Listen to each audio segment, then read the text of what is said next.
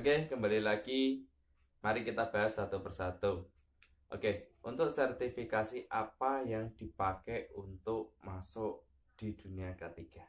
Oke, tentunya rekan-rekan sudah pernah dengar apa yang namanya sertifikasi ahli kesehatan keselamatan kerja umum atau AK3 umum.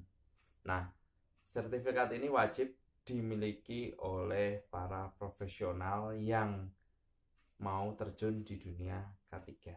Nah, sertifikasi ini dikeluarkan oleh dua lembaga, yaitu Kementerian Ketenagakerjaan, yang kedua ada BNSP ya.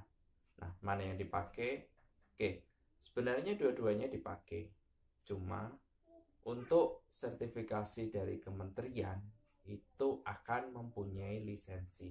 Tapi kalau BNSP itu tidak memiliki lisensi. Nah, saya akan kasih contoh sertifikat ahli K3 umum yang dikeluarkan oleh kementerian ya. Oke. Nah, ini adalah sertifikatnya ya. Ya. Jadi, sertifikat ini seumur hidup ya yang dikeluarkan oleh Kementerian Ketenagakerjaan.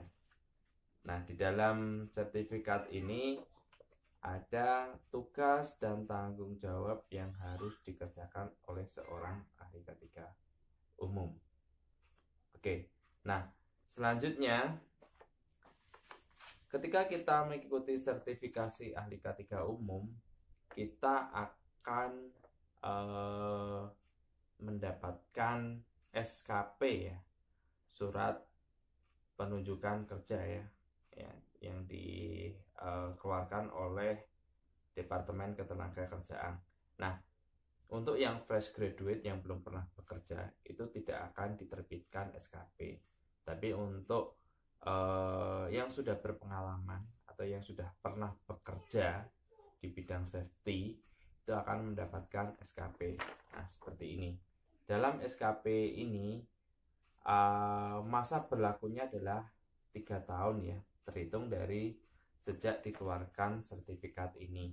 Dan ini harus diperbarui kurang lebih sebulan ya, sebulan sebelum masa berlakunya habis ya. Jadi perhatikan di sini ada masa berlakunya ya SKP tersebut, jangan sampai habis, karena ketika sudah habis nanti kita harus mengulang training kembali ya.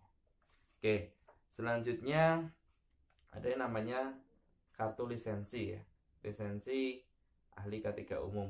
Nah, ini dikeluarkan beserta SKP ya. Nah, di sini masa berlakunya sama 3 tahun dan ini harus diperpanjang ya. Untuk biayanya variatif ya, sekitar 2 jutaan ya.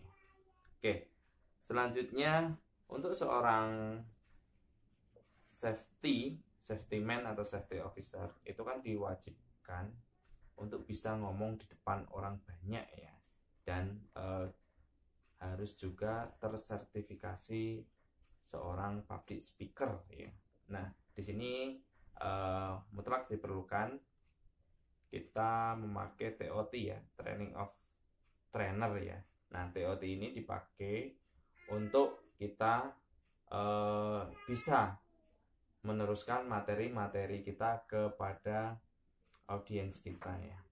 Oke, selanjutnya ada namanya ISO ya.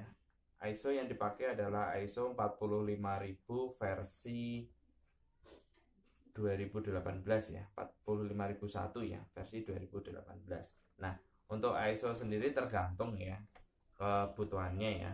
Tapi untuk tingkat dasar kita hanya pakai yang awareness saja ya. Nah, tapi kalau untuk tingkat yang sudah auditor, kita harus pakai yang internal auditor. Ataupun kalau kita yang akan mengadakan auditor, kita harus certified lead auditor ya, yang dikeluarkan oleh PICB atau IRSA ya. Nah, mana yang kepake? Dua-duanya kepake.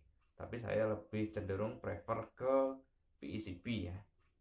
Dan itu banyak ya sekarang yang sudah bisa memiliki lead auditor dari PCB. Selanjutnya ada sertifikasi internasional ya. Ya, di sini untuk sertifikasi internasional ada IOS ataupun NEBOSH. Nah, untuk level termurah untuk versi internasional kita bisa memakai IOS. Nah, di sini ada IOS Managing Safely ya yang dikeluarkan oleh United Kingdom ya. Dan ini nggak ada masa berlakunya. Jadi rekan-rekan bisa ambil.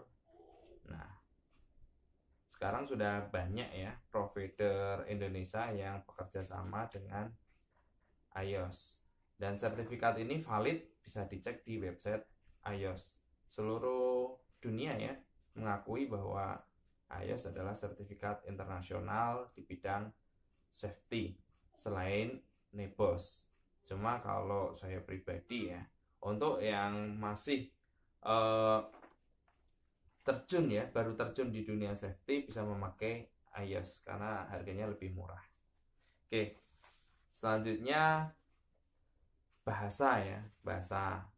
Terutama kalau kita bekerja di perusahaan asing ataupun multinasional, kita diwajibkan ya untuk bisa berbahasa Inggris minimal pasif, tapi diharuskan sih pasif sih. Nah, rekan-rekan bisa ngambil sertifikasi kompetensi dari lembaga sertifikasi bahasa ya, bentuknya seperti ini. Nah, ini yang mengeluarkan adalah Indonesia.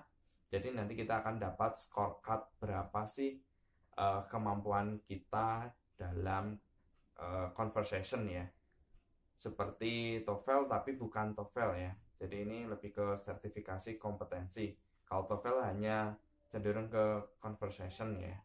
Nah, itu tadi adalah sertifikasi yang harus dipersiapkan untuk masuk di dunia K3 ya. Jadi rekan-rekan bisa mencicil dari awal yang paling murah dulu ya. Nah, untuk range harga sertifikasi ya bisa dibilang sedikit bocoran dari saya ya. Untuk K3 umum itu sekitar 8 jutaan ya, beserta SKP dan lisensi. Untuk teori sekitar 3 jutaan lebih kalau sekitar 4 jutaan. Nah, untuk sertifikasi bahasa Inggris itu